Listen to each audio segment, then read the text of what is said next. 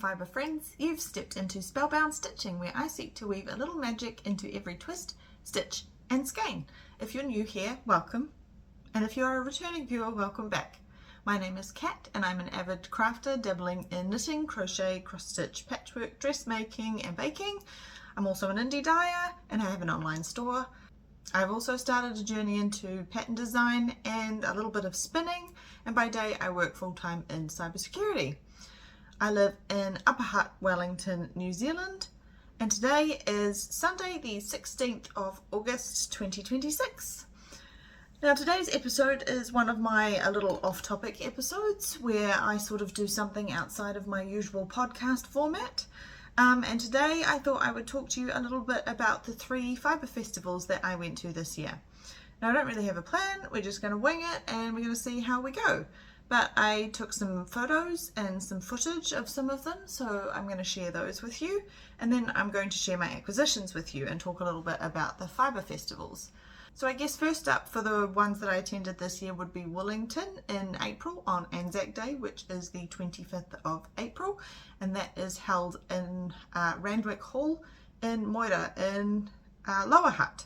So here's some footage from a lovely fellow Instagrammer called Knit Katie Knit, who has kindly allowed me to use her video footage to show you guys a little bit about what happened at Woolington. So here you go.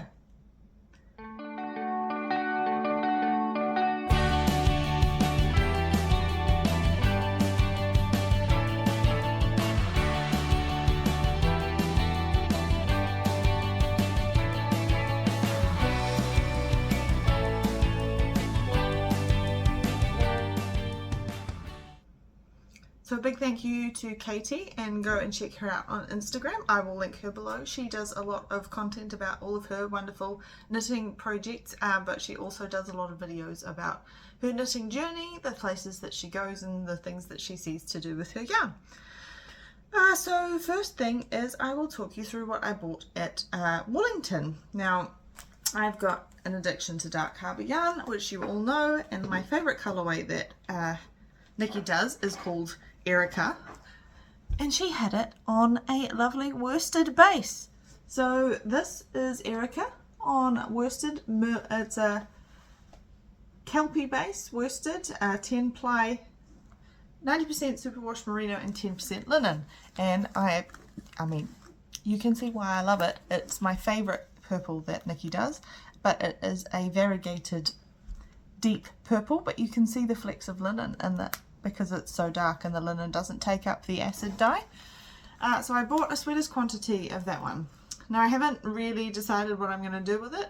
I just knew I wanted a sweater in this one because I have various other things in Erica and this was the next base to try it on. So I've got it on some fingering, I think a sock. I've got it on fluff mohair, which I made my moon twine headband out of. I've knitted it on the merino silk base that she has, and now I'm going to knit it on the kelpie base, the merino linen base. So I'm sort of thinking, because it's variegated but not like super busy, maybe a lovely lace pattern, maybe a lovely lace cardigan might do, or a pullover. But that is the first lot that I got from Woolington. The second thing that I got from Woolington was from Jo at Yarn Therapy, again another addiction, and I wanted to get something a little bit different. Now I always loved yellow, but I feel like yellow against my skin can make me look a little bit ill. So I sort of decided, well, why don't I do yellow with something else, and I got these two. Now you can see this one, the lovely, this one is her Ravelry colour, and you can see it's got bits of the yellow in it to go with the yellow skein called Janice that I got. So we've got Ravelry and Janice to go together, and that is on her Luxe base, which is a merino yak silk singles. And I got 2 skeins, and I'm going to do a shawl just to see how much use I get out of a yellow yarn. And this one is a little bit more pink than I would normally get, but I think it'll be a good fun one to try.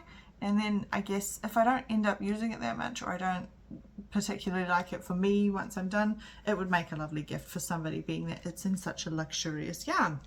So that is Yarn Therapy, Joe. Look at those colours, look at all the colours in here. Can't wait to knit that up. We're stuck. Excuse me while I untangle. Alright, we're unstuck now.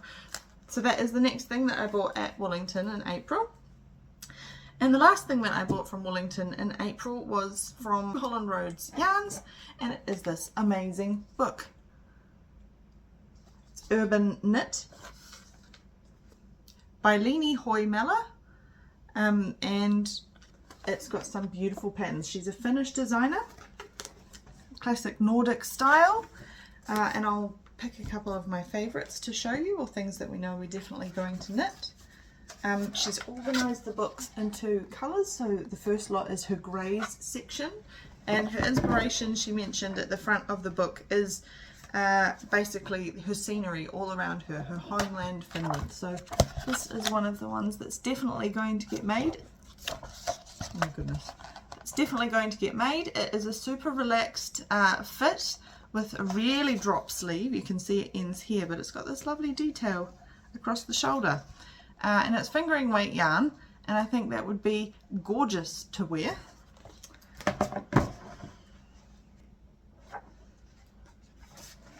That's another view of it there. And that one's called Valu. Some really pretty socks.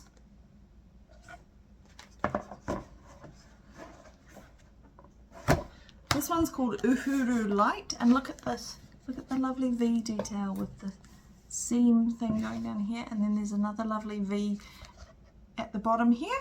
I'll see if I can find a view of the front. Yep, there we go. And it's got a lovely high collar. Then she's got a pastels section. And there's quite a few things in here that I want to knit. But one of them is this amazing Siley cardigan. I don't know if I'm going to do it that long, but there's heaps of different versions of it in the book. So you can do it long with the tie, you can do it short, you can do it without the tie, and there's instructions for pockets. So that's definitely going on my list to make, that gorgeous squishy cardigan. But the aesthetics of this book are just gorgeous, and you can see where she's got the inspirations from in the buildings. So I'm really stoked with that book. I've left it on the coffee table and I just keep picking it up and flicking through it, and it's a super lovely book. So definitely going to try some of these, and I'll let you know how they go if we get them to them in the podcast. So that was the first one I went to this year, and that was Woolington. They do that twice a year, around Anzac Day and around Labour Day. The next one that I went to was one I was also trading at, and that was Capital Fibre Fest. I didn't get any footage of or filming from Capital Fibre Fest, but there is a bunch of photos, so I'll put together a little bit of a slideshow so you can see that now.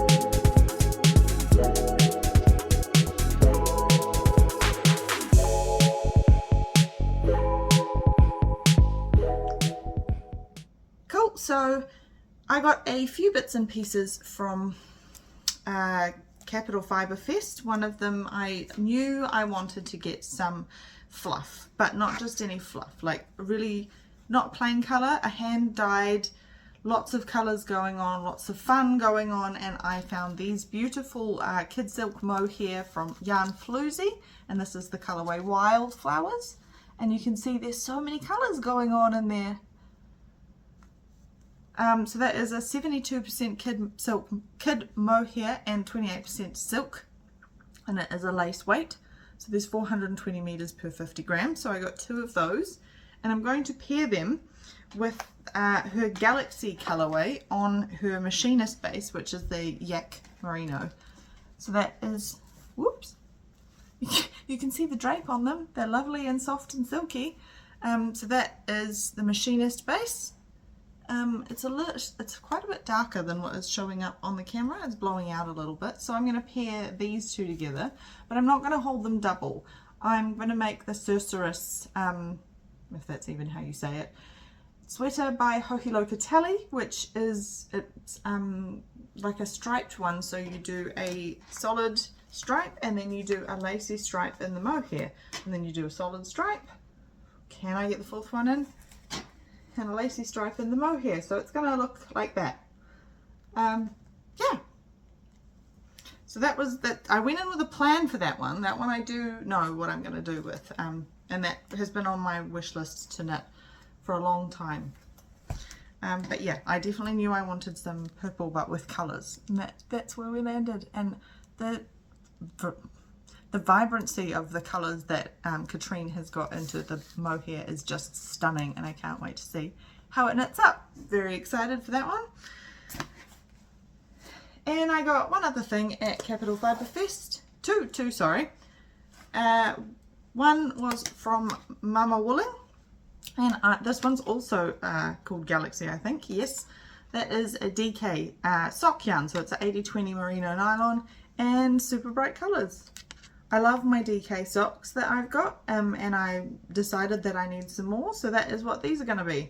And I'm going to knit these ones probably quite a bit longer than I have my other ones and try use up more of the skein. But I'm also wondering if maybe I do like a slouchy top, so you know when you're wearing them with like loafers, you've got the little scrunchy sock poking over the top, because who doesn't want to show off this gorgeous yarn? I used to have a thing about socks, like I feel like they're a lot of work to just go inside your shoes, and so that was what I used to tell myself to avoid knitting socks. However, you know, once you start knitting socks, you don't want to wear anything else on your feet, unless you're wearing high-heeled boots, because then the knitted pattern doesn't feel so great on the underside of your feet, and it's almost like you're getting exfoliated when you're walking. But yeah, I think maybe some scrunchy socks to wear with loafers and a skirt to work could be very cute. Haven't decided yet, but they're definitely going to be socks because that's what I bought them for. And the last lot that I got at Capital Fibre Fest was actually a swap with Paula from Purple Sprouting. She took 3 skeins of my yarn and I took 3 skeins of her yarn, and I got myself the Wild Berry Incense because I have been eyeing it up for a very, very long time, and I mentioned before I wanted to sort of get something a little bit more yellowy in my wardrobe, and I thought maybe this would be a way to do it because we've got the purple, pink and yellows and oranges and peach colours. It's a little bit more pink than I normally would have in my palette, but ever since Paula showed this on her Instagram when she first started up, I sort of needed to have some. And I'm kind of wondering whether I do the Alchemist long-sleeved V-neck from Wool and Pine Designs with this one. It is a superwash singles, 100% merino, but I've made a t-shirt for my other half in singles, and it's worn really well. Like, it hasn't pilled as much as some of my stuff that is actually twisted or plied. So maybe it's because they're really careful with their clothes, but I'm thinking that would make a lovely, delicious long-sleeved stockinette tee. Just because there's so many colours going on, I want to see them all, and I don't want to busy it up with cables or lace. So that is all my acquisitions from Capital Fibre Fest. It was a wonderful day. I love meeting everyone, saying hello. I caught up with a lot of you familiar faces and some new ones as well. So thank you for everybody who stopped by to say hello while I was trading. It's one of my favorite parts. It's like really filling your cup stuff when you get to talk with a bunch of like-minded yarny people who are just as excited about all their projects and want to share what they're doing, and you can help them choose some yarn. It feels wonderful. So thank you to everybody who came to Capital Fibre Fest. Thank you for everyone who stopped by and said hello, and thank you for everyone who purchased some of my yarn. It was a wonderful day. I was tired at the end, but it, cup full, well worth it. So the last festival I went to was Fibretron, and that is about a 6.5 hour drive away from where I live. So we sort of set off early in the morning on the Friday. I took a Friday off work and had to go and see my dad on the way up. They live a couple of hours north of home because it was his birthday, and I needed to take him his birthday present, have a cup of tea and some cake with him for morning tea before we headed on the rest of the way up. But before I get to Mum and Dad's, there's this cool yarn shop and quilting shop and just general haberdashery, sewing supplies, amazing shop called Fox's Cottage in Foxton. Foxton is a cool little town on the main state highway 1 between Utiku and Palmerston North, on your way from Woolington to Palmerston North.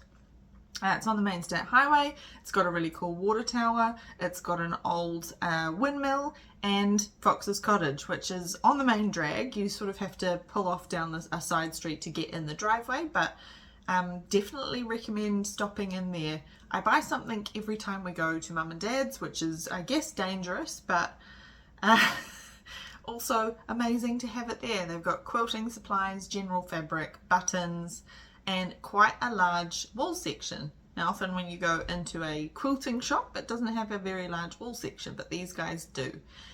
I did take some footage, but when I was watching it back, I noticed there was some no filming and no cameras signs in the footage, so I'm not going to upload the footage, but I am going to show you a little bit of what I can, like me walking up and opening the door and off we go. And I'll put a little picture up of where you can find Fox's Cottage in like a Google Maps style picture.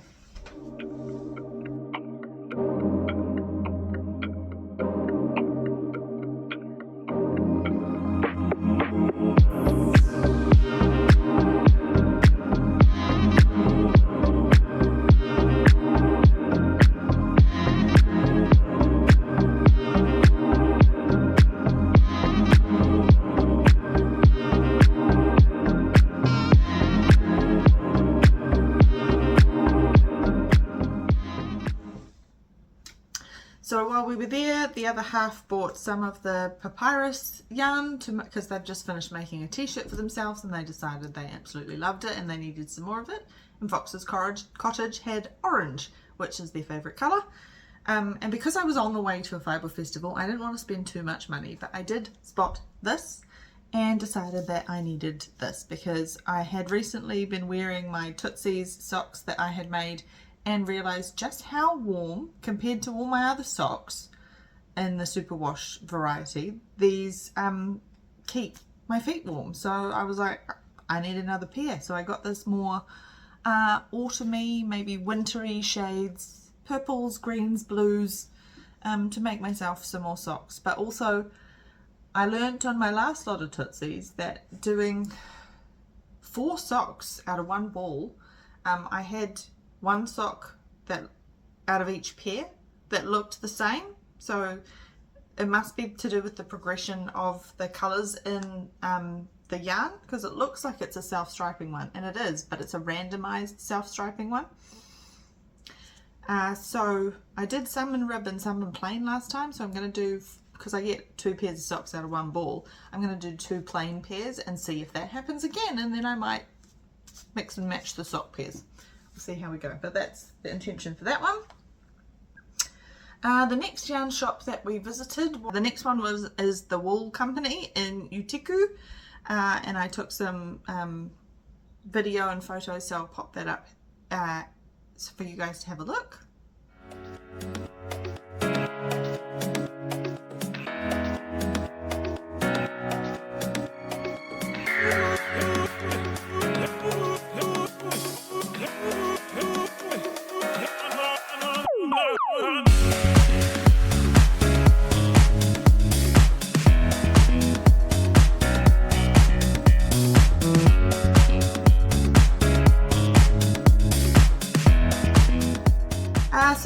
mostly a like finished garments, merino type shop where they've got a lot of sweaters and merino tops, all different styles, vests, amazing quality stuff, but they do have some yarns, and I have knit in their yarns before, and they sell them 200-gram hanks of Corriedale, and it's gorgeous yarn, and I'm going to get some to make some of those felted slippers that everybody is raging about, but that might need to wait a minute because I did get some stuff at Fibretron.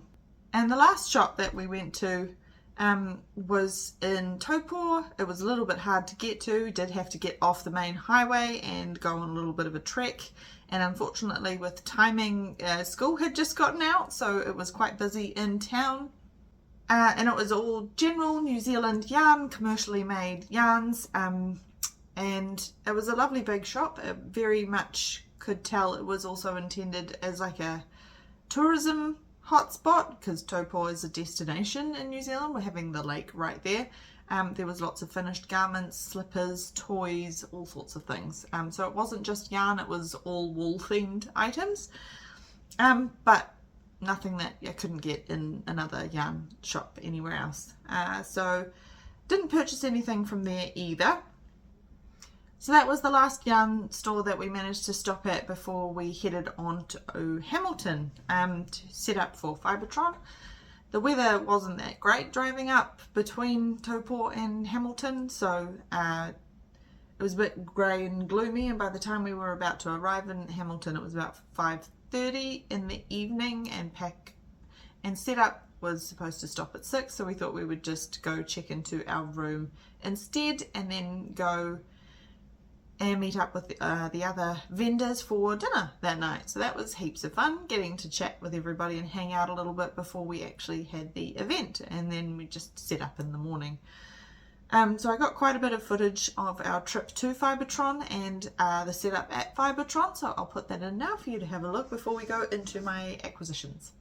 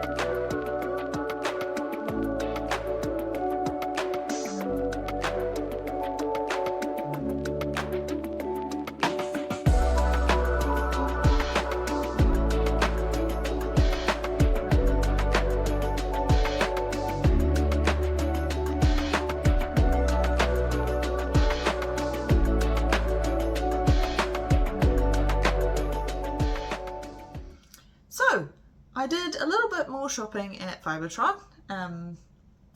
I managed to have Ash with me, so I was able to do a little bit more shopping and socialising as opposed to being on my own and being stuck behind my stall. But it was lovely to meet all the new people that I did at Fibretron and some familiar faces. I went last year as a shopper, not a trader. So it was my first year trading at Fibretron, and the whole idea was just to introduce myself and to meet a bunch of new faces, which I did, and I had a wonderful time. Again, cup filling stuff. You end up on like almost a bit of a high at the end, but the high does mean that there is a bit of a crash afterwards. But what did I get? The first thing I got was this cute bag from Ali's Handmade. Just because he was where my store was, I was looking directly at it across the walking area, and I knew he had to come home with me because he's just so silly. So that's going to be a shopping bag or a project bag. It's where I put all my acquisitions from Fibretron. It's double-sided. So that was my first acquisition from Fibretron. My next acquisition was from Gumtree Gully Alpacas, and I bought this single skein of Fay Light. You can see why. Amazing. It's so ridiculously soft. It's 100% baby alpaca, and the intention for this one is to be a cowl. I get a really cold neck at night time. I don't know what it is, and I'm forever hunting for a cowl just to pop around my neck in the evenings. So that's what this is going to be. I have a couple that I have one that it's like it got a decent amount of ease, so I don't feel like it's strangling me at night time, because I just need something on the back of my neck. So it's kind of going to be just a tube scarf one maybe. I haven't picked a pattern for it yet, but that's definitely what this is going to be.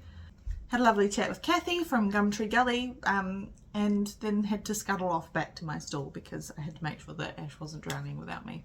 But that very excited about that one.